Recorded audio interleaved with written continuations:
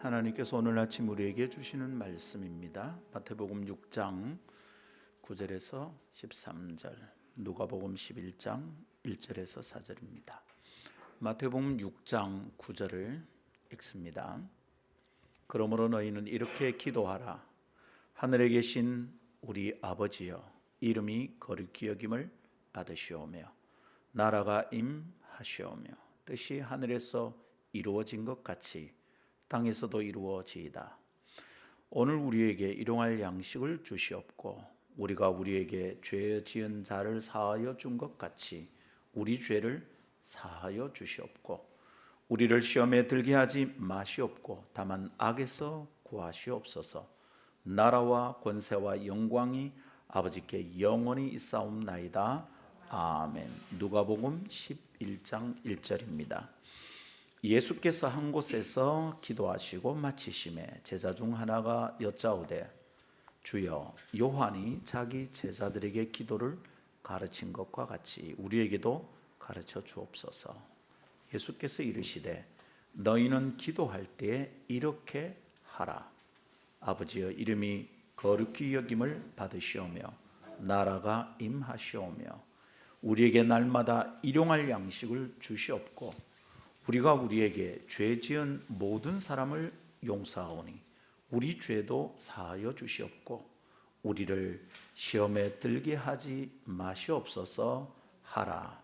아멘. 이것은 하나님의 말씀입니다. 하나님의 말씀은 능치 못함이 없습니다.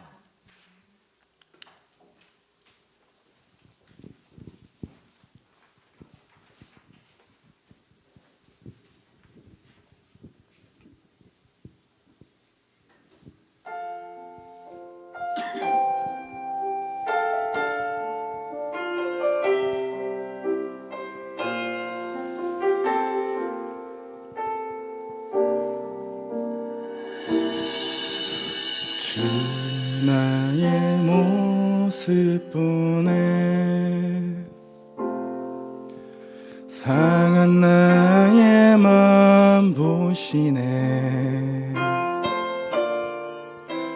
주 나의 눈물 안에 홀로 울던 맘 아시네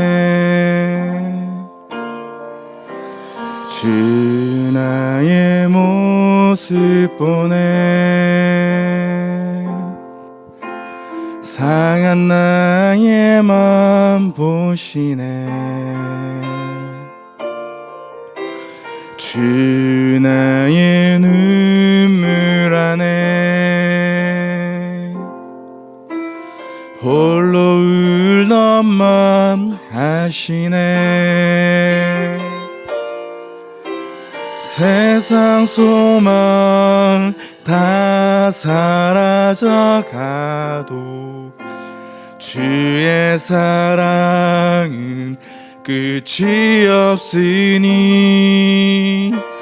살아가는 이 모든 순간이 주의 은혜임을 나는 믿네.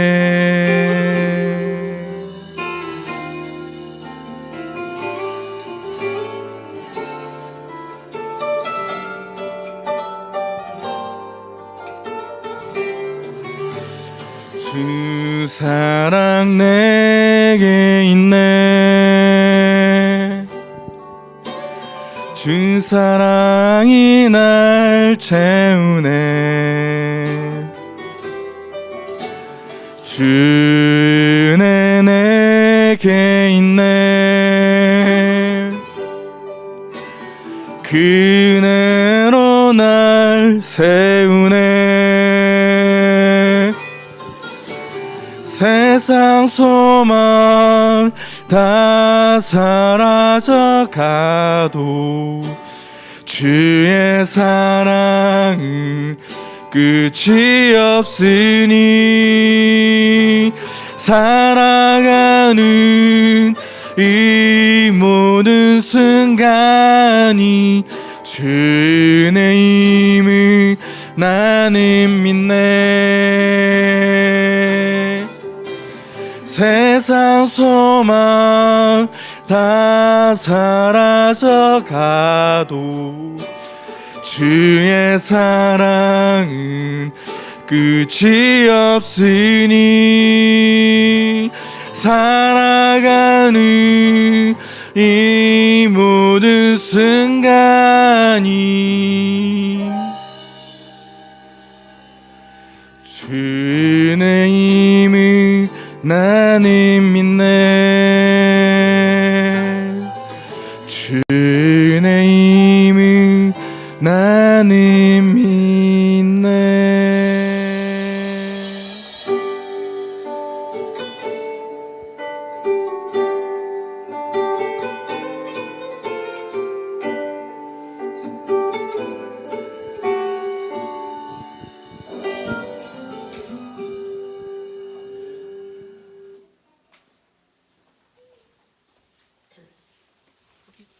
할렐루야.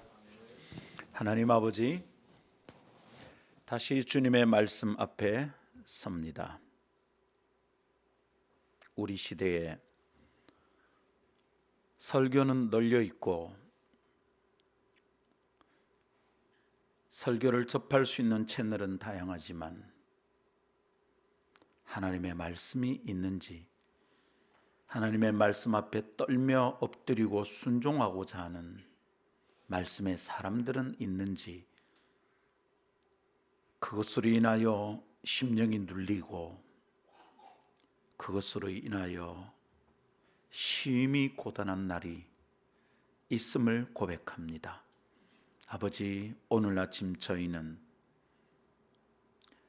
어떤 강연, 어떤 강의, 어떤 연설을 듣는 설교가 아니라 하나님의 말씀을, 하나님의 뜻을 목사의 음성을 통하여 전달받는 복된 시간이 되기를 원합니다. 그리하여 그 말씀 앞에 순종하고 말씀의 권세, 하나님의 말씀의 뜻 앞에 굴복하여 순종하고 살아가는 삶이 변하고 성품이 개선되는, 현장의 관계와 일의 형편이 달라지는 놀라운 은혜를 기대하며 엎드립니다. 하나님, 여기 오시옵소서. 오셔서 말씀하시고 하나님의 말씀이 사람의 생각을 이긴다는 것을 꼭 보여주시고 저희는 그것을 증명하기 위하여 한 주간을 온 힘을 다해서 순종하며 살아가겠습니다. 이 시간 저희 가운데 말씀을 따라 살고 싶은 열망과 말씀을 따라 살 수 있는 은혜와 능력을 허락해 주옵소서. 주 예수님 이름으로 기도하옵나이다. 아멘. 할렐루야. 선친의 장례 예배를 마치고 난 후 경험한 일을 오늘 아침 나누면서 강론을 시작하고자 합니다. 장례식이 끝나고 함께하던 가족들이 모두 출국해서 살고 공부하던 나라로 다시 돌아가고 난 뒤 어느 날이었습니다. 섬기던 선교단체 모임을 다 마치고 집으로 들어오는데 갑자기 내게 이제 아버지가 없다는 생각이 막 휘몰아쳐 오는 것입니다. 감당하기 힘들 정도의 파도의 높이가 나를 덮치는 느낌이었습니다. 불 꺼진 집, 아무도 없는 집 현관에 발을 들여놓으면서 아버지 부재 상황을 고스란히 온 마음과 온 몸으로 받아내는 날이었습니다. 한참을 꺼이꺼이 울었습니다. 왜 그렇게 울었는지 어린아이처럼 바보같이 울었었습니다. 아버지가 천국에 가셨다는 믿음이 없어서 그랬던 것 아닙니다. 아버지에게 너무 의존하고 살았었기에 갑자기 제가 무너져 내린 것도 아닙니다. 아버지가 살아계실 때에도 집안의 대소사를 제가 결정했었습니다. 아버지께서는 장남을 존중하고 믿어주셨거든요. 예의를 차려서 아버지께 묻고 허락을 구했지만 실상은 제가 알아서 집안 문제를 조율하고 있었습니다. 그리고 재정적인 문제로 아버지에게 의존하지도 않았습니다. 고등학교 입학 후부터 스스로 학비와 용돈을 해결하였던 터라 아버지가 없어서 경제적으로 위기를 느낀 것도 아니었습니다. 그렇다면 무엇이었던 걸까요?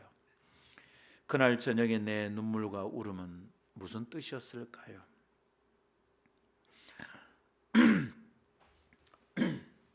아버지의 존재와 아버지의 부재 상황의 차이가 어떠한 것인지 그날 알게 되었던 거죠.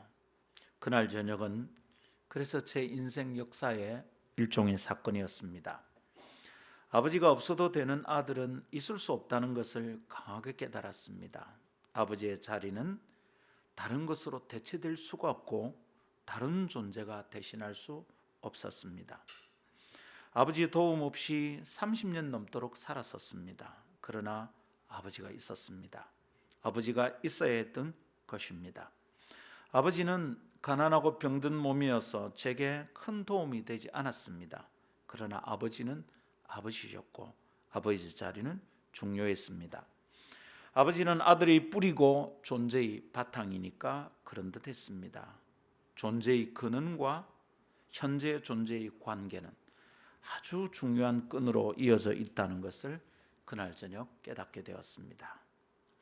그것은 아버지를 일찍 여인 친구들을 보면서 더욱 분명하게 느낄 수 있었습니다. 다 가지고 있는데도 무언가 없는 아주 빈 곳이 있는 것처럼 보였던 친구들이 있었습니다.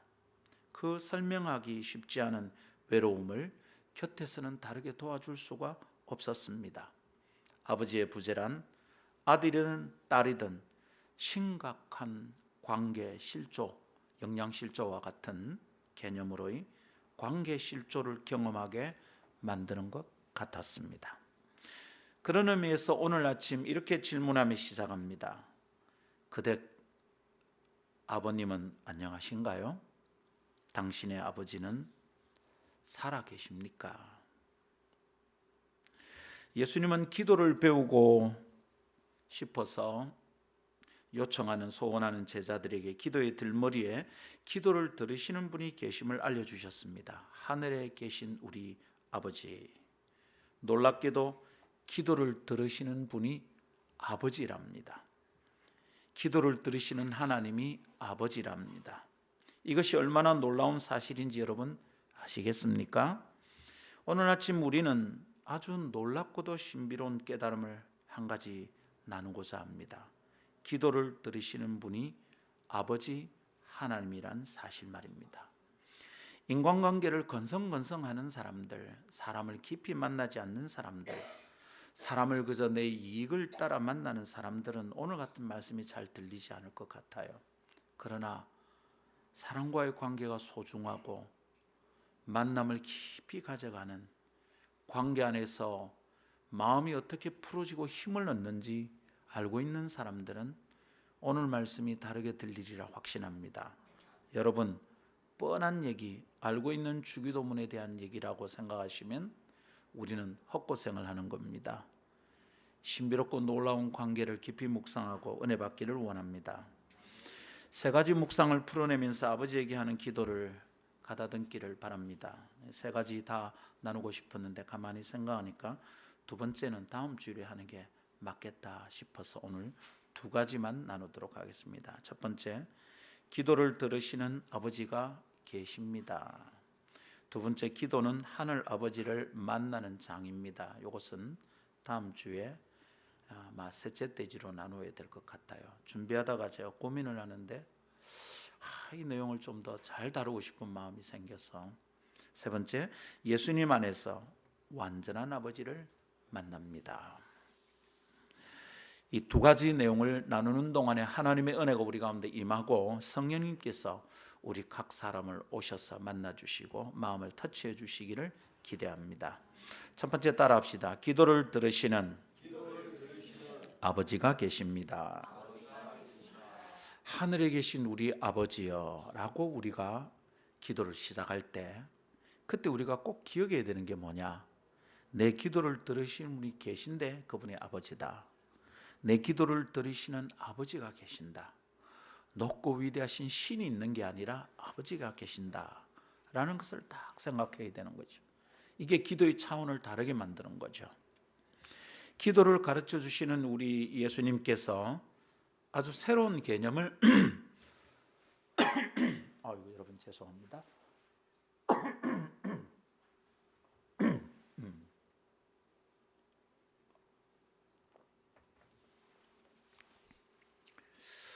유튜브 방송을 통해서 보시는 분들은 가끔 목사가 이렇게 목에 걸리는 소리를 할 때마다 불편하시죠, 그죠?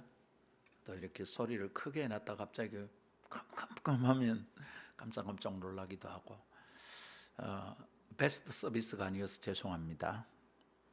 점점 배를 하다가 베스트 되는 날 주님이 부르시지 않겠나 싶습니다. 우리 주님께서 기도를 가르쳐 주시는데 아주 새로운 개념을 소개하는 거예요. 그게 뭡니까? 기도를 들으시는 하나님이 계신데 기도는 하나님께 드리는 거잖아요. 하나님을 향하는 거예요. 기도를 김 집사님에게 주 집사님에게 하는 건 아니잖아요. 근데 그 기도를 들으시는 하나님이 하늘에 계신 우리 아버지라고 부를 수 있다는 겁니다. 예수님께서 아주 새로운 개념을 소개하고 계신 거예요. 뭐라고요? 기도를 들으시는 분이 누구라고요? 아버지래요. 하늘에 계신 우리 아버지랍니다. 나와 관계가 있다는 거죠. 그렇다면 여러분, 우리가 기도를 하나님께 드리고 기도를 들으시는 분이 그분이라면 기도를 들으시는 분에 대한 내 이해가 부족해서는 안 되지 않겠습니까? 우리 기도를 들으시는 그 하늘에 계신 아버지가 어떤 분인지 당연하게 배우고 묵상해야겠습니다. 우리가 엉뚱한 분에게 기도를 드린다고 했어야 되겠냐 이 말입니다. 예를 들면 어저께 이제 제 아는 지인 목사님이 집회를 하러 분당 쪽으로 가시다가 사진을 하나 보내왔어요. 사진 내용이 뭐냐면 되게 아름답고 제법 웅장한 예배당, 넓은 땅에 위치한 예배당이 있는데 그 예배당이 아름다운 교회입니다. 분당에 있는 아름다운 교회래요. 근데 분당에 있는 그 아름다운 교회에 아름다운 교회니까 전화를 해서 김상근 목사님을 찾았어야 되겠습니까? 주소가 완전 틀리는 거예요. 방향이 완전 틀리는 거죠.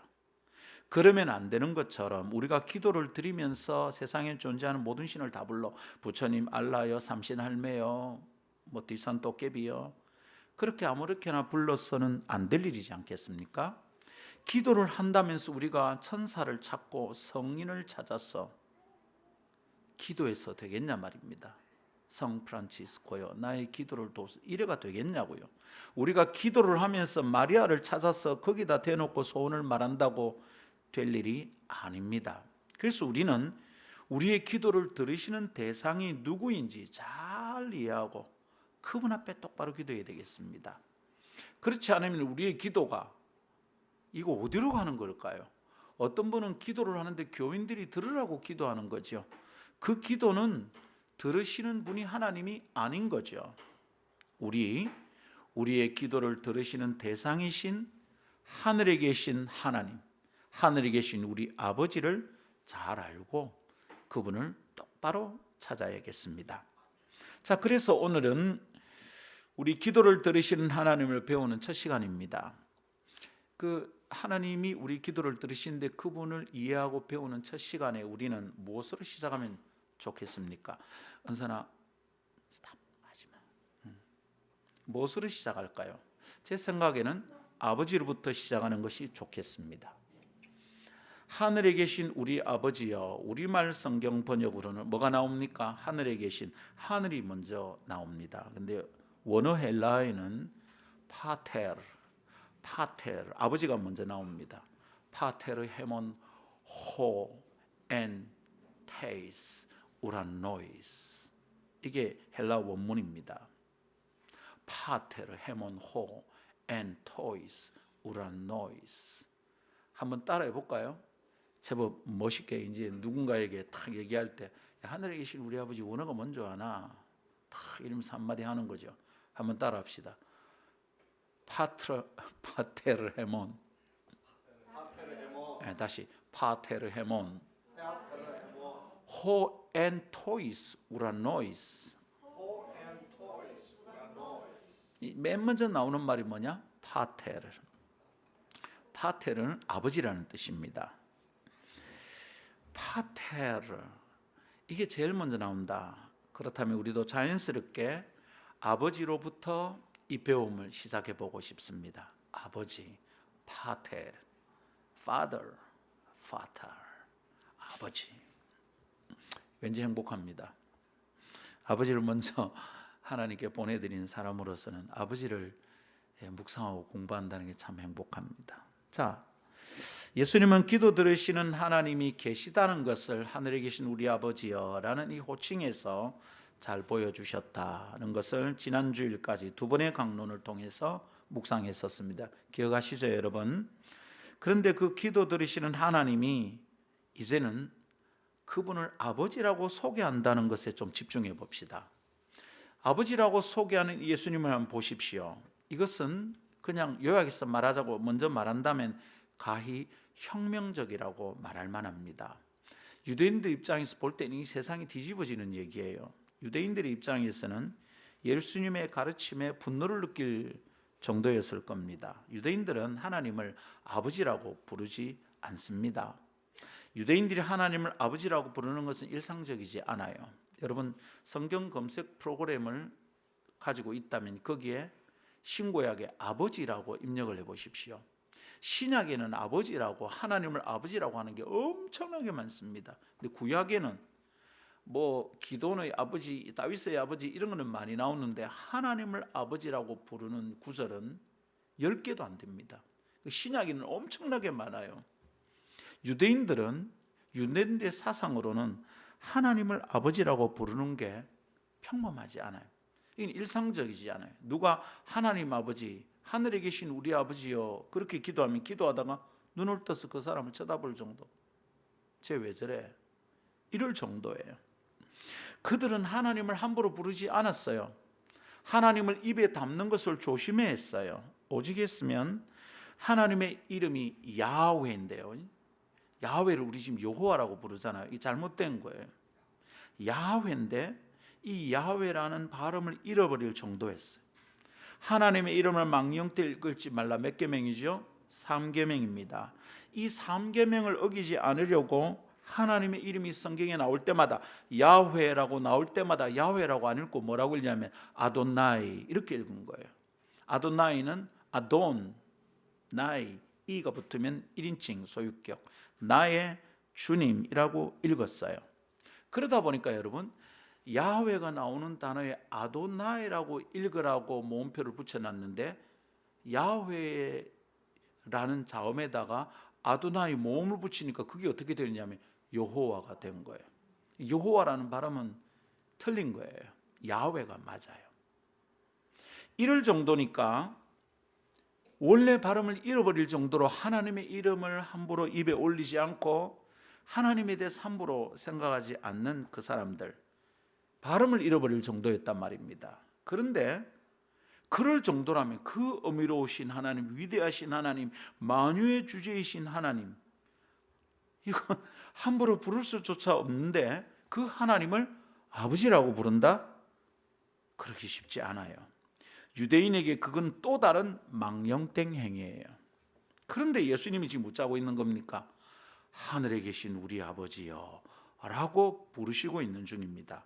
그리고 자기만 그렇게 부르는 게 아니라 제자들에게 하나님을 아버지라 부르라고 가르치고 있습니다. 혁명이에요, 혁명. 이건 단순히 호칭의 문제가 아니에요. 하나님의 상이 달라지는 거예요. 그동안 생각하고 있던 하나님의 이미지가 달라지는 거예요. 하나님을 존재론적으로 이해하는 수준이 달라지는 거예요. 무엇보다 하나님과 인간 간의 관계 설정이 완전히 달라지는 거예요. 이전과 이후는 같을 수가 없어요. 하나님에 대한 개념이 완전히 다르고 이전과 달라요. 하나님을 다르게 대하게 되는 거죠. 그리고 하나님 앞에 서는 인간인 내가 이전과 완전히 달라요. 이제 하나님 앞에 나갈 때 이전처럼 안 나간다 이 말입니다. 하나님에게서 아버지의 상을 찾아내고 아버지처럼 대할 수 있다는 예수님의 가르침, 이건요 아주 파격적이고 매우 혁명적인 이야기입니다. 근데 우리는 지금 이걸 아무렇지도 않게 하고 있어요. 하나님 아버지, 예수 그리스도 이런 말을 참 아무렇지도 않게 하거든요. 예수 그리스도는 유대인의 입장에서는 같이 나란히 붙으면 안 되는 말입니다. 예수는 이 땅에 존재했던 역사적 존재의 이름입니다. 동네 아이들이 부르던 거예요. 예수야 놀자 할 때 부르던 거예요. 근데 그 예수가 그리스도예요. 그리스도는 신앙 고백이에요. 메시아라는 말이에요. 유대인들은 예수 그리스도 이어서 부르는 것 자체가 안 돼요. 우리는 주 예수 그리스도 쉽게 하지만 로마 시대 때는 예수 그리스도 앞에 예수 앞에 주 큐리오스라고 붙이면 잡혀가요. 죽어요. 근데 우리 그 뜻을 모른 채 아무렇게나 부르고 있는 거죠. 이것이야말로 망령 때 일컫는 겁니다. 이게 정말 조심해야 될 이야기입니다. 근데 예수님께서 우리에게 하나님을 이렇게 혁명적으로 만나고 관계할 수 있다는 걸 가르쳐 주신 거예요. 그동안의 하나님 이미지를 다 뒤집어 놓은 거예요. 그동안에 하나님을 섬기던 방식을 다 뒤집어 놓은 거예요. 그동안 하나님 앞에 나가던 사람의 자세를 완전히 엎어버린 거예요. 여러분, 이런 방식으로 우리가 예수를 믿지 않는다면 우리 지금 예수를 따르는 게 아닙니다. 우리는 여전히 히브리식으로 믿는 것이고 우리는 불교식으로 믿고 있고 유교식으로 믿는 거예요. 예수님식으로 믿는다면 하나님을 우리 아버지라고 부르는 게 마땅해요. 그러면 내게 품고 있던 내 안에 있던 하나님에 대한 이미지가 완전히 뒤바뀌어. 하나님 앞에 나가는 나도 완전히 다른 사람이 되는 거죠. 내가 그동안 부르던 찬송, 내가 드리던 기도, 내가 하나님을 믿는다고 말하던 신앙이 모두 발바닥부터 머리 꼭대기까지 획가닥 뒤집어지는 거예요. 유대인들은 이러기 어려웠어요. 굉장히 힘든 얘기예요, 여러분. 예수님은 말하자면 그동안 유대인들이 섬기던 하나님은 원래의 하나님에서 왜곡된 비틀어진 것이라고 설명하고 계신 중이에요. 하나님의 상이 비틀어졌으니 하나님을 대하는 방식이 올바를 수 있겠습니까? 없죠. 하나님과의 관계 설정이 제대로 될 리가 있겠습니까? 없어요. 그러니 그들이 믿는다고 말하는 그 야훼 신앙, 하나님 신앙이라는 것이 엉뚱하게 꼬여 있던 거예요. 예수님이 와서 보니까 얘들이 엉망진창이라 매일 제사를 드리고 아브라함의 자손이라고 착각하고 하나님을 자기들의 하나님이라고 부르던 이 사람들이 신앙이라고 말할 수 없을 만큼 엉뚱한 거죠. 그들에게서 아버지를 만나고 아버지와 대화하고 아버지와 소통하는 것 같은 기도는 찾아볼 수가 없었어요. 그냥 복장을 안 갖추면 하늘에서 벼락이 떨어질 것 같은 제우스를 섬기는 방식이지.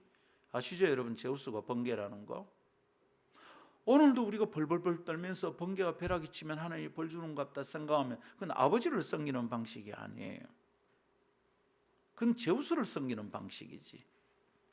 유대인들에게 주님이 가만히 살피니까 엉뚱한 종교적 습성이, 말도 안 되는 비틀어진 신앙이 탁 자리를 잡고 있는 거예요. 이거 아닌 거지. 더 심하게 말하면 유대인에게는 하나님이 안 계신 셈이었습니다. 이 사람들은 하나님을 안 믿는 셈이었어요. 그저 하나님을 섬긴다고 말하는 종교적 행위만 남아있어요. 제사의 형식만 남아있어요. 겉으로 보이는 성전의 건물만 있어요. 그 안에서 이루어지는 하나님과의 관계는 없어. 살아계신 존재로서 하나님을 만나는 이 하나님과의 인격적인 교류와 소통은 박제가 된 채 벽에 붙어있는 상태인 거죠. 화석화된 신앙, 그저 껍질만 남은 종교. 물때가 남아있는 성전의 벽, 그 벽돌 사이에 끼어있는 물때들처럼 그런 종교가 되어버린 거죠. 그런 화석화된 종교 그 자체. 요즘 젊은 사람들 그 자체 이 말을 꼭 그 잡채 이러거든요. 화석 그 잡채. 그런 하나님을 가르치고 있는 당시의 종교 지도자들 어떻게 된 거냐면 크게 잘못된 거죠. 자신들도 지기 힘든 짐을 민중에게 쥐었던 거예요. 실제가 없는데 하나님이 있는 것처럼 자꾸 말하니까 얼마나 답답해. 진짜 하나님을 만나서 도움을 받고 진짜 하나님의 사랑을 받아야 되는데 진짜 하나님을 만날 수 없이 그런데 하나님이 있다고 말하니까 그 민중에게 짐만 지운 거죠. 자신들도 행복하지 않은 하나님 신앙을 무거운 종교 시스템으로 만들어 놓은 거예요. 인두세 받고 성전에 와서 비둘기 팔면 얼마, 자기들의 그 경제적 이익 외에는 하나님이 어디 있는지 알 수 없어. 그 시스템만 남아 있어요. 주님은 그런 제사장들과 바리새인들을 심하게 책망하셨습니다. 화 있을진저 너희 서기관과 바리새인들아. 억수로 심하게 그 화 있을진저, 이 독사의 자식들아, 이것은요 엄청난 욕입니다. 우리로 할 것 같으면 뭐냐면 이 강아지들아 이겁니다. 엄청난 욕이죠. 여러분 강아지들아 오해하시는 거 아니죠? 욕입니다. 욕. 사람들이 쓰는 욕. 강아지 아시죠? 개 플러스 베이비. 틀렸다 이 말입니다. 너희가 잘못하고 있다 이 말입니다. 그리고는 주님이 혁명을 일으키십니다. 뭐라고요? 하나님은 아버지다. 이렇게 선언해 버리신 거죠. 지금 하나님은 하늘에 계신 만유의 대주제시여 라고 부르는 것이 아니라 하늘에 계신 우리 아버지여 라고 부르고 있습니다. 무슨 차이인지 알겠습니까? 아주 인격적이고 매우 가까이 계시는 분, 우리와 대화하고 소통할 수 있는 분, 머리를 어루만져 있을 수 있는 분, 두렵고 떨릴 때 손을 가만히 잡아줄 수 있는 분, 그런 분이라고 하나님을 부르고 있는 거예요. 하나님을 그렇게 대할 수 있다고 우리에게 가르쳐 주고 있는 거예요. 기도할 때마다 그런 하나님을 만날 수 있다라고 우리에게 머리를 흔들어 깨닫게 해주시는 거예요. 얘야, 하나님은 아버지야. 종교 행사에서만 겨우 생각나는 존재가 아니라 매일매일 생각해도 괜찮은, 매일매일 찾아가서 만날 수 있는, 아니 매일매일 함께 잠들고 일어나고 걷고 함께 할 수 있는 아버지로 우리 곁에 계신 분이 하나님이시다. 그분이 우리의 기도를 들으신다. 이렇게 예수님이 가르쳐 주신 겁니다. 여러분, 당신의 유대인의 사고로는, 유대인의 문화와 그 당시의 일상에서는 혁명이에요. 혁명. 뒤집어 엎어버리는 거예요. 이렇게 뒤집어 엎기를 잘하셨죠. 주님이 뭘 하셨습니까? 성전이 이게 우상숭배라는 걸 알고는 너가 성전을 무너뜨려봐. 성전을 무너뜨려, 이게 죽으려고 환장을 냈나? 그런 얘기 하시다 예수님 죽으신 겁니다. 예수님이 죽으실 수밖에 없던 이유를 지금 우리가 하나 배우고 있는 겁니다. 하늘에 계신 우리 아버지여. 여러분, 주기도문 목숨 걸고 기도해야 되는 겁니다. 하늘에 계신 아버지. 이 한마디의 말 속에 무슨 뜻이 있고 어떤 고백이 있고 내가 무엇을 기대하고 바라야 하는지 생명과 바꿀 수 있을 만한 위대한 뜻이 있다는 것을 여러분 꼭 이해하시기를 바랍니다. 아멘. 여러분 기도할 때 이런 하나님을, 이런 아버지를 만나십니까? 이런 아버지가 내가 하나님 아버지 부르면 내 앞에 오셔서 머리를 쓰다듬으시며 상근아 그래 오늘은 뭔 얘기하려고 하는데 얘기해봐 이러시느냐 이 말이죠. 초등학교 때 학교 다니는 제 아들이 딸이 달려와서 뭐라고 쫑알대면 여러분 사실 별 얘기가 아니에요. 친구가 이랬대 저랬대 막 이런 얘기들 별 얘기 아닙니다. 근데 그 얘기를 듣고 있는 게 너무 좋은 거예요. 저리 가라 소지를 안 해. 제 딸아이는 어릴 때 이게 발음이 잘 안 되고 어릴 때 아빠 집사이가 있잖아 목사이한테 이랬대. 그 내용은 말하라고 자꾸 이랬다니까. 뭘? 아빠 집사이가 목사이한테 이랬대. 너무 이쁜 거예요. 그냥 뭐라고 얘기하는 거지. 아들이 와가지고 이랍니다. 아빠 있잖아 뭐 이래 밥 먹다가 갑자기 이러고 밥을 먹다 밥알이 다 튀어나왔어. 우리 집사람 기억이 또 웃습니다. 지금 사모님이. 여러분 그런 아들 그런 딸을 보는 아버지가 우리에게 있습니다. 여러분 저는 제 선친을 하늘로 보냈지만 여전히 이 아버지가 제 곁에 계십니다. 그걸 생각할 때마다 내 기도가 달라지는 거죠. 외롭지 않은 거죠. 할렐루야. 그런데 복음서를 통해서 만나는 우리 주님의 아버지 개념은 한 발 더 나아갑니다. 하늘이신 우리 아버지여, 이래만 말해도 이 혁명이에요. 예수님이 죽을 이유가 돼요. 그죠? 그런데 유대인들이 예수님을 안 죽이면 안 될 만한 가르침을 하나 더 주고 계세요. 하나님을 아버지라고 부를 정도가 아니라 이제는 아버지라고 불러도 된다, 이렇게 가르쳐 주십니다. 한번 따라합시다. 아버지. 여러분, 아바는 아람어로 어린아이들이 자기 아버지를 부르는 호칭입니다. 그런 방식입니다. 히브리어로 아부가 아버지고요, 아비 이러면 나의 아버지란 뜻입니다.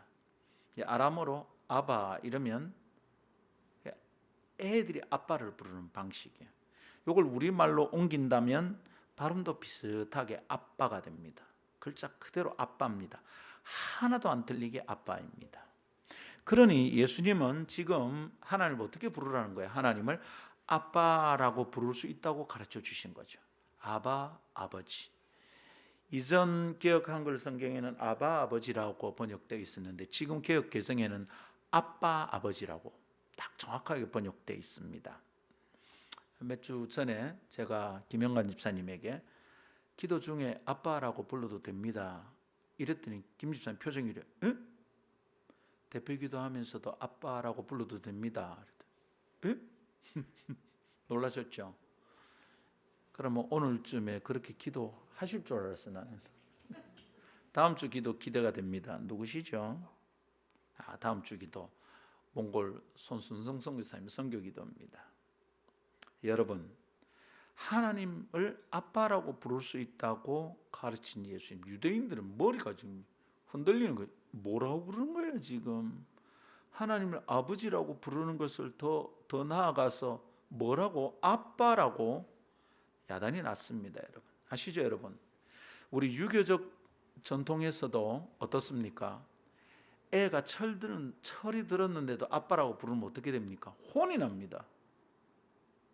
어떻게 합니까? 옷깃을 여미고 아버님 기침하셨습니까? 응? 네, 방금 기침 안 해? 내가 기침했나?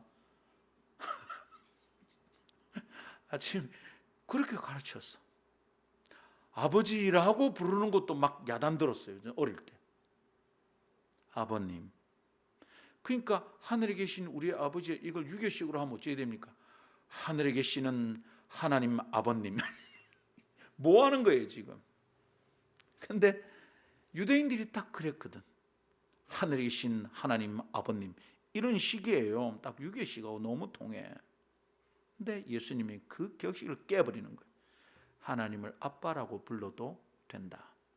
근데 여러분, 이 아빠는 분위기 좋을 때 부를 수 있는 거잖아요. 아빠 이럴 때인데 갑자기 아빠 몽둥이를 딱 들고 여기 와 꿇어앉아 이러면 그때도 아빠 왜 이러세요? 귀샤덕이 맞아요.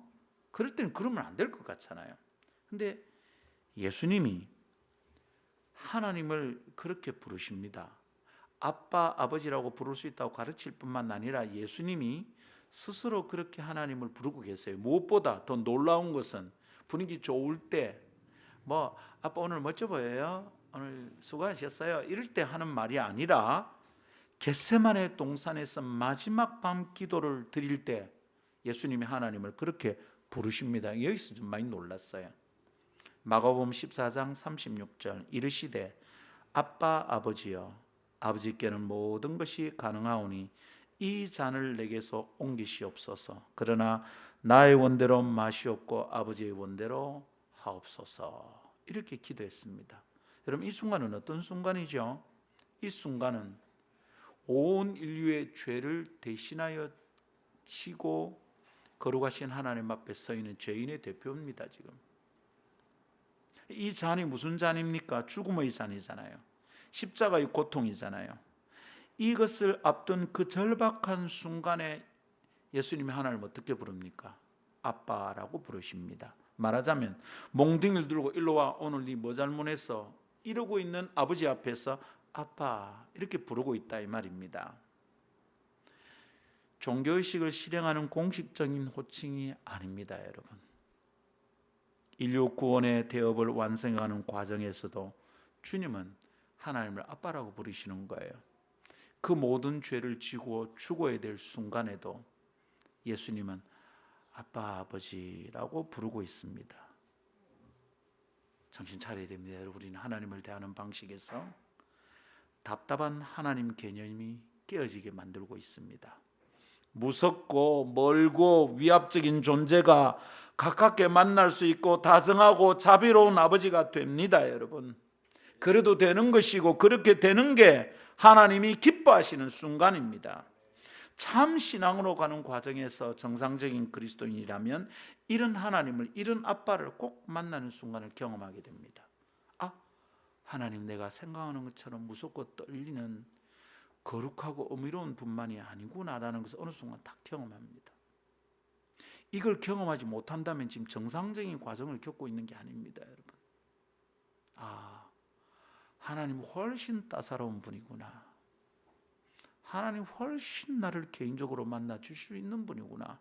하나님이 예배 안에서만 만나 주시는 분이 아니구나. 내 일상에서 아무렇게나 아빠라고 불러도 되는 분이구나. 정상적인 신앙생활을 하고 있다면 어느 순간 이것을 다 경험하게 됩니다. 그리고 완전히 다른 차원의 믿음을 시작하게 됩니다.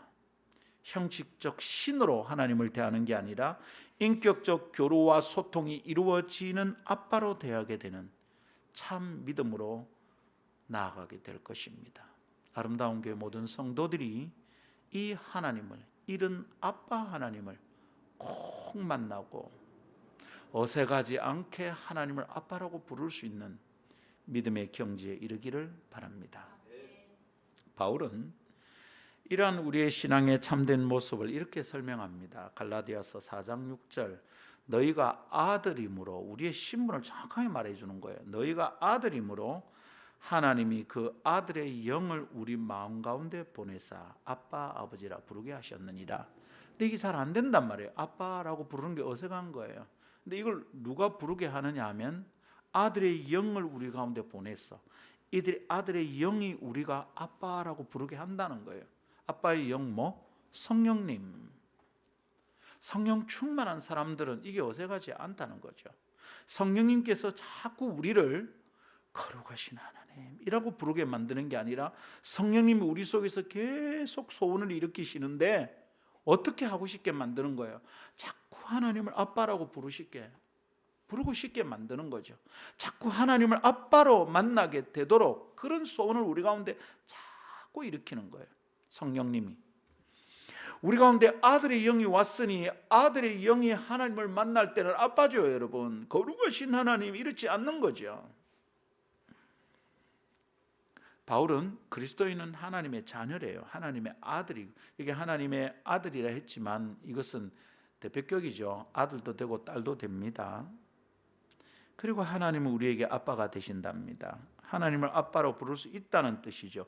로마서에서는 또 이렇게도 말하고 가르칩니다. 로마서 8장 15절, 너희는, 잘 들으십시오. 이 너무 소중한 메시지입니다. 너희는 다시 무서워하는 종의 영을 받지 아니하고, 무슨 얘기입니까? 하나님 앞에 나갈 때 주인 앞에서는 종처럼 벌벌벌 떨면서 그래야 하는 종의 영을 다시는 받지 않고, 그렇지 않다는 겁니다. 뭐라고요? 그 다음, 양자의 영을 받았으므로 우리가 아빠, 아버지라고 부르짖느니라. 이런 가르침이 성경에 있어요. 정상적인 그리스도인의 삶을 살면서 말씀을 읽고 묵상하면 이런 순간에서 획가닥 뒤집어지는 거죠. 아빠시구나. 나는 그동안 아들로서 하나님을 만나는 게 아니라 벌벌 떠는 종으로 만났구나. 그것을 부서지는 거죠. 전혀 다른 차원의 신앙이 열리고 전혀 다른 인생을 살 수 있게 되는 줄 믿습니다. 뭐라고요? 주인 앞에 벌벌 떨며 처분을 바라는 종, 명령만 하십시오, 이런 종으로서 만나는 것, 그런 것만이 아니라 하나님을 아빠라고 부르는 아들의 신분을 얻었다는 거예요. 할렐루야. 성도 여러분, 정신을 차리고 이 말씀을 들읍시다. 이것을 믿고 우리는 새로운 관계를 누리면 좋겠습니다. 그렇게 해도 된답니다. 종교적이고 형식적인 호칭과 관계의 무거움을 떨쳐버리고 완전한 관계의 아름다움을 누리면 좋겠습니다. 그때 우리는 외로움과 허전함이 채워지는 것을 경험합니다. 아버지를 일찍 여인 아들들이 그런 친구들을 볼 때마다 설명할 수 없는 외로움과 허전함이 있거든요. 그런데 아버지가 있어도 그럴 수 있습니다. 하나님의 자리가 있거든요. 외로움과 허전함이 채워지는 완전한 관계, 아빠 하나님과의 관계가 가능하다는 것을 기도할 때마다 꼭 기억합시다. 기도의 차원이 달라지고 기도 응답의 수준이 달라진 줄 믿습니다. 우리 하나님을 아빠라고 불러도 된다는 것을 명심하고 그 아빠를 막 누립시다. 할렐루야.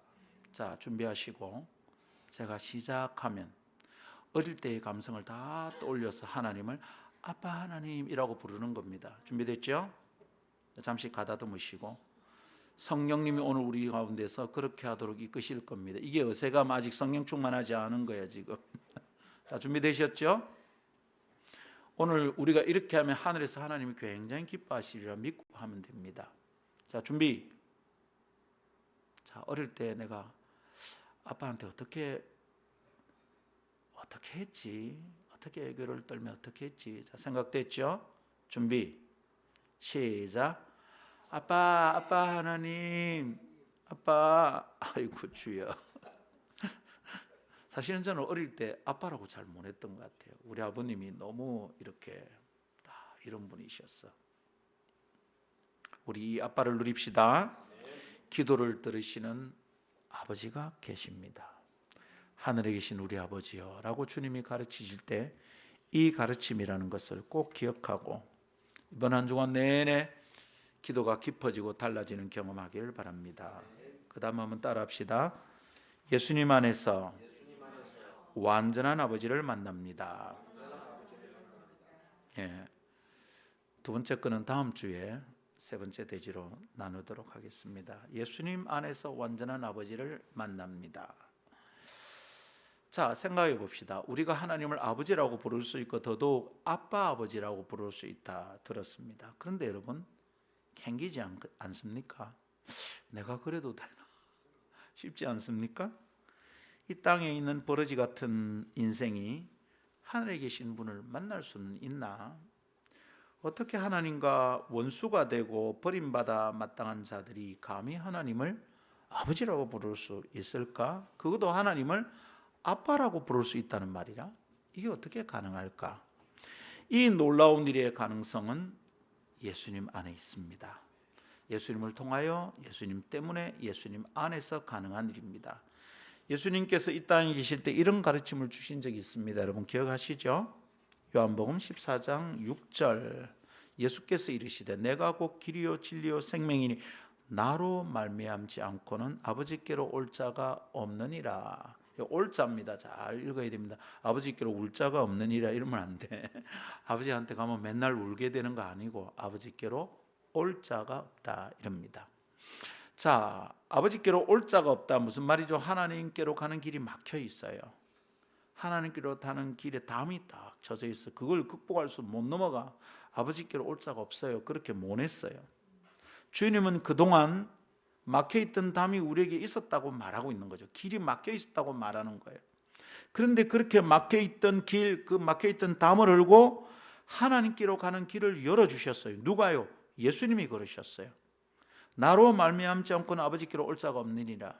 Except me. 나를 제외하고는, 나를 통하지 않고는 안 되는 거예요. 모든 사람이 죄를 범하여서 하나님의 영광에 결코 이룰 수 없다는 게 성경의 원리입니다. 하나님과 가까워질 수 없는 게 하나님 곁에 있을 수 없어. 하나님 가까이 가면 안 돼요. 가면 죽어요.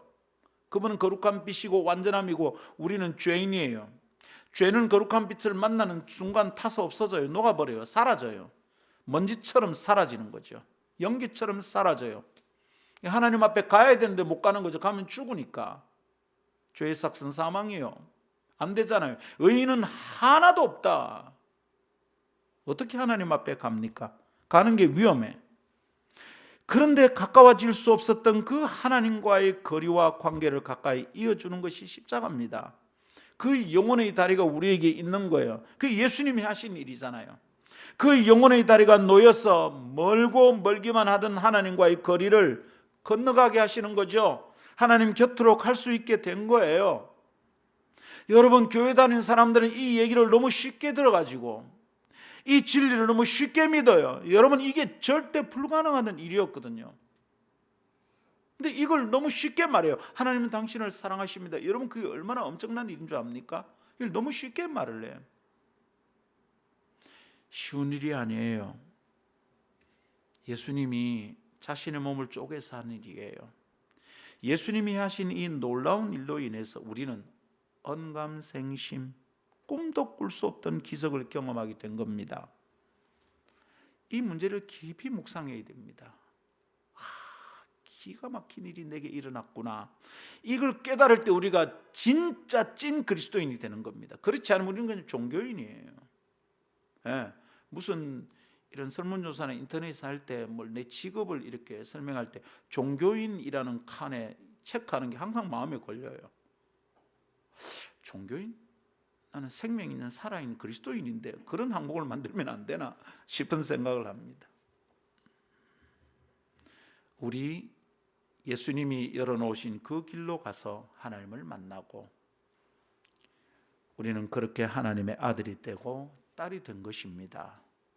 우리가 예배당에 이렇게 앉아서 예배하는 뜻이 무엇인지를 생각하고 또 생각하고 또 생각해야 됩니다. 이야, 위대한 일이 벌어졌구나. 내게 엄청난 사건이 일어났구나. 깊이 묵상하고 매일 펄쩍펄쩍 뛰면서 주님을 따라야 될 일이라 믿습니다. 놀라운 일이 아닐 수 없잖아요. 그래서 이 이야기를 뭐라고 그럽니까? 복음이라 그럽니다. 복된 소식, 기쁜 소식이라는 거예요. 말도 안 되는 그 일이 내게 이루어졌다. 복음이다. 여러분, 이걸 어떻게 안전하겠어? 예? 여러분 담임 목사 설교가 조금 좋다고 사람들이 막 자랑하잖아요. 예. 우리 교인들 그러고 있다는 거 제가 알아요. 우리 목사님 설교 한번 들어가라. 이번 주에 주입사 몇 번 했어요? 많이 했어요. 근데 목사 설교 좀 은혜 된다고 자랑하는데 예수님 자랑 하겠습니까? 안 하겠습니까? 이야, 기가 막힌 일이 우리에게 벌어졌구나. 봐라, 니 그렇게 눌려가 있을 필요 없다. 너가 아버지 때문에 그렇게 마음 상처 받을 필요 없다. 하나님 아버지 계시다. 이 놀라운 복음을, 이 기쁜 소식을 왜 안전하겠냐 이 말입니다. 할렐루야. 자, 그런데 예수님께서 하신 일이 어떤지 다시 조금 더 곰곰이 생각해 봅시다. 그분은 제가 볼 때 2단계에 걸쳐서 우리를 다른 차원으로 새로운 길로 이끄신 것 같아요. 우선 아버지께로 갈 수 없던 죄인들을 아버지 앞으로 인도하시고 그 길을 열어놓으신 것이 1단계입니다. 하나님을 만날 수 없는 죄인들이 하나님을 만나게 하셨다 이 말이죠. 죄악의 구렁텅이에서 결코 건져내질 수 없는, 구원받을 수 없던 자들에게 주신 선물이 이것입니다. 우리는 이것을 마땅히 기뻐하며 감사하며 살아야 되겠습니다. 그죠? 어찌 찬양 안 할까? 어떻게 찬양 안 하겠냐 이거죠. 어찌 찬양 안 할까? 근데 어떤 사람은 억지 찬양 목이 아픈데 또 찬양하라 한다. 진짜 이걸 도대체 몇 번 부르나? 한 번만 부르고 지나가지. 또 두 번 부르고 또 목사님 또 후렴 또 하잔다. 억지 찬양. 근데 이 복음의 뜻을 깨닫고 은혜를 생각하는 사람은 찬양이 그냥 절로 나오는 거죠. 어찌 찬양 안 할까 되는 줄 믿습니다. 이것만 생각하면 감사하고요, 이것만 생각하면 기쁘고요, 행복하고요, 이것만 생각하면 찬송이 넘치고요, 감사가 쏟아지고요, 기쁨의 탄성이 막 터져 나오는 거죠. 와, 진짜 대박이다. 어떻게 예수님께서 하나님이신 그분이 땅에 오셨나, 사람을 위해 죽어주셨나. Death to the back. 우와, 대박이다. 이러고 사는 게 마땅하죠. 이 땅을 기어다니던 비린내 나는 종류의 삶과는 전혀 다른 차원의 삶이 열리는 겁니다.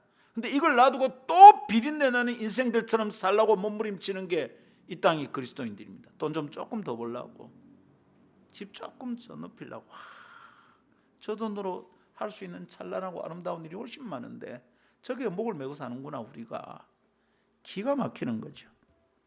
주님이 먼저 이 1단계의 삶으로 우리를 끄시고, 근데 2단계의 차원이 우리를 기다리고 있다는 것을 하늘에 계신 우리 아버지여 라고 기도할 때마다 기억해야 되겠습니다.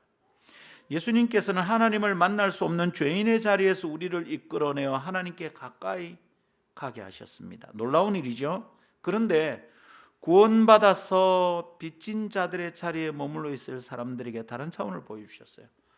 아이고, 내가 이런 빚을 졌구나. 아이고, 내가 주님께 잘해야지. 하나님 잘 섬겨야지. 요 정도로 살고 끝낼 사람들에게 다른 차원을 보여주셨어요. 2단계로 이끌어 주셨어요.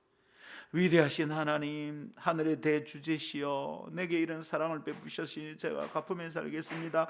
그렇게 하면서 벌벌 떨면서 섬길 하나님을 아버지라고 부를 수 있는 새로운 차원을 열어주신 거예요. 아무도 이 자리로 못 와요. 나로 말미암고는 아버지께로 올 자가 없네, 안 된단 말이에요. 그런데 주님이 열어주신 것이 죄인이 구원받아 천국 가는 길만 열어주신 게 아니라는 거예요. 2단계가 있다는 거예요. 그게 뭐라고요? 하나님 아버지, 아빠라고 부를 수 있는 것 열어주셨습니다. 할렐루야. 자꾸 아니라고, 아이고 주님 아닙니다, 내 같은 게 하나님을 아버지라고 할 수 없습니다, 그럴 수 없다고 손사래를 치는 우리를 이끌어서 자비롭게 가르쳐 주십니다. 잘 들어라.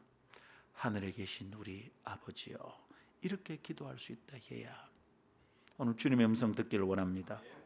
하나님이 우리 아버지라고, 하나님을 아빠라고 부를 수 있다고 주님이 오늘 우리 가르쳐 주십니다. 예수님 아니고는 그 길로 갈 수 없습니다. 올 자가 없습니다. 근데 예수님이 그 길을 열어주셨어요. 할렐루야. 아무도 그런 자리로 나아갈 수 없었습니다. 이게 성경의 원칙입니다. 죄인에게는 상상하는 것도 허락되지 않던 자리였습니다. 그런 상상을 하는 것이 죄가 될 정도입니다. 어디서 함부로. 근데 예수님께서 우리의 상상까지 고쳐주셨습니다. 우리의 꿈을 치료하셨습니다. 우리가 천국을 꿈꾸게 하셨습니다. 그래서 우리의 비전을 치유하셨습니다. 그저 돈 벌고 부자 되는 게 내 꿈이었는데 비전을 고쳐주셨어요. 나로 인하여 천국을 소개받는 사람이 더 많게 하겠다. 내 주변에 있는 사람 모두 천국에 데려가고 싶다. 다른 비전을 주셨어요. 우리를 그런 자리로 이끄셨던 거예요. 할렐루야.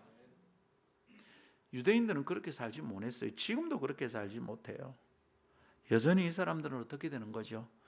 하나님이 나 같은 것들을 사랑해 주셨으니 내가 하나님의 백성이 되었으니 떨리고 하늘에 계신 아버님 하나님, 이러고 사는 게 유대인. 근데 하나님은, 예수님은 우리를 그런 자리에서 이끌어내셔서 하나님 아빠를 만날 수 있는 자리로 이끌어 주셨습니다. 그런 자리로 가는 길이 뭐라고요? 예수님, 내가 곧 길이요. 예수님을 통하지 않고서는 그런 아버지에게로 갈 수 있는 사람이 아무도 없습니다. Nobody. 누구라도 예수님이 아니면 하나님을 아버지라고 부를 수 있는 사람이 아무도 없습니다. There is no one. 아무도 없습니다. 예수님께서 지금 다른 차원의 하나님을 우리에게 보여주셨다는 걸 믿어야 합니다. 겨우 죄인이 용서받아 천국 간다 정도가 아니다 이 말입니다. 이 땅을 사는 동안도 하나님을 아버지라고 부르면서 전혀 다르게 행복하게 살 수 있다는 걸 보여주셨습니다. 그 하나님 곁으로, 아니 우리 아버지 곁으로 우리를 이끄셨습니다. 왜 주저하겠습니까? 무엇 때문에 그 길로 들어서는 것을 망설이겠습니다. 왜 때문에, 무엇 때문에, 무슨 이유로 이렇게 무겁게 살아가는 걸까요? 여전히 잘하지 않으면 벌 받을 것 같고, 충성되게 하지 않으면 야단 맞을 것 같고, 11조 안 내면 사업이 쫄딱 망할 것 같고, 여전히 그렇게 섬기고 있습니다. 여러분, 그렇게 섬기는 11조가 하나님을 기쁘시게 하겠습니까? 거꾸로 해야지. 나는 내 아빠가 원하는 것을 드리고 싶어. 아니 정명석이 그 이상한 거새끼 같은 그 새끼가 원하는 것을 그 여자들이 막 그렇게 달게 들어서 지몸을 바치면서 기쁘게 하려고 애를 썼다는데, 우리 하나님 아버지 원하시는데 여러분 이게 11조 안 하면 벌 받을 것 같아서 11조가 되겠냐고요. 이걸 하나님이 기뻐하신다고 나 10에 3조 하고 싶다, 그런 게 마땅하지 않을까? 예수 잘못 믿고 있는 거예요. 그 당시에 유대인들이 섬기는 방식이 틀렸다고 주님이 꾸짖었는데 우리는 그 방식으로 주님을 섬기고 하나님을 믿고 있어. 틀렸잖아요 여러분. 우리는 지금 불교식으로 믿는 거예요. 도 닦고 더 해야 돼. 뭘 더 잘해? 여러분, 잘하는 건 하나님이 하시는 거예요. 주님이 하셨다고요. 테텔레스 다이 끝냈어. 우리는 두 자의 종교가 아니야. 두 해라가 아니라 우리는 네 자의 종교야. 단 D-O-N-E. 주님이 끝냈으니까 니는 do not 하지 마. 잘하는 게 필요한 게 아니야. 주님을 사랑하는 게 필요해요. 네 여러분, 이게 복음이에요. 우리 주님을 사랑합시다. 11조 하는 거 사랑하지 않으면 그건 뭡니까? 그게 세금이죠. 세금. 교회 일 열심히 섬기는 거 주님 사랑하지 않는다면 이게 뭡니까? 이게 재능 기부입니까 여러분? 예? 이게 뭐냐고요 이게. 나를 아빠라고 부르도록 그 자리로 이끌어 주셨구나. 참 감사하다. 나 주님 많이 사랑하며 살아야 되겠다. 그래 11조 합시다. 네, 교회 봉사합시다. 밥 준비하고 예배 준비하고 청소하고 피아노 치고 드럼 치고 시스템 만지고 청소하고 하면서 막 기뻐하면서 우리가 그렇게 아버지 곁으로 아버지와 소통하고 만나고 관계하고 행복한 삶을 왜 주저하겠습니까? 이걸 왜 마다하겠습니까? 오늘부터 준비 출발. 주님을 따릅시다. 우리 그렇게 예수님을 더욱 깊이 만납시다. 예수님의 가르침을 더욱 깊은 진리의 깨우침으로 만나고 배웁시다. 엉뚱한 종교적 계명을 외우는 게 아니라 하나님을 만납시다. 왜곡된 하나님 개념으로부터 구원받읍시다. 진짜 기독교 믿읍시다. 완전한 아버지 개념이 예수님 안에서 완성됩니다. 늘 그랬던 그 아버지, 완전한 아버지를 예수님 안에서 만날 수 있습니다. 그 하나님 아버지를 마음껏 부르고 그 아빠를 마음껏 찾으면서 섬기며 나아갑시다. 말씀 맺습니다. 우리는 기도 속에서 아버지를 만납니다. 아버지를 경험하고 누리게 됩니다. 기도는 그런 것이다 라는 것을 예수님께서 아주 잘 가르쳐 주셨습니다. 하늘에 계신 우리 아버지여. 이제 우리는 기도하면 할수록 더욱 깊이, 더욱 가까이, 더욱 친근하게 아버지를 만나고 경험할 수 있겠습니다. 기도를 통해서 기도 들으시는 그 하나님이 우리 아버지심을 기도할 때마다 더욱 깊이 깨닫게 될 겁니다. 그렇다면 이런 기도를 어찌 안 할 수 있겠습니까? 우리 기도합시다. 기도 시간 정합시다. 그러나 하나님 우리 아버지라는 것에서 멈출 수 없는 놀라운 은혜의 깨람이 하나 더 있었죠. 우리가 그 아버지 하나님을 아빠라고 부를 수 있다는 것이죠. 기도가 달라지는 지점입니다. 기도가 형식이 아니라 관계가 되는 순간입니다. 기도가 의무나 책임이나 무거운 짐이 아니라 내가 누리는 행복한 순간이라는 것을 알게 됩니다. 우리는 이 하나님을 예수님을 통하여 만나게 됩니다. 하나님을 아빠 아버지로 만나는 길이 예수님 안에서 열린 거예요. 기쁘게 걸어갈 길이고 즐거이 걸어야 할 길인 줄 믿습니다. 기도할 때마다 이 하나님 아버지를 생각하며 이 아빠에게 집중하여서 기도할 일입니다. 아빠를 만나듯이 소근소근 되고 어떨 때는 징징거려도 되고 어떨 때는 애교를 떨면서 아빠 내게 이게 필요해요. 아빠 나 아빠를 더 사랑하고 싶어요. 그러면서 주님을 만날 수 있기를 원합니다. 그래서 기도가 무거운 의무가 아니라 즐거이 아빠와 나누는 데이트라는 것을 생각하며 기도의 새로운 차원이 열리고 기도의 복을 받게 되는 성도들이 되기를 축복합니다. 찬양합시다.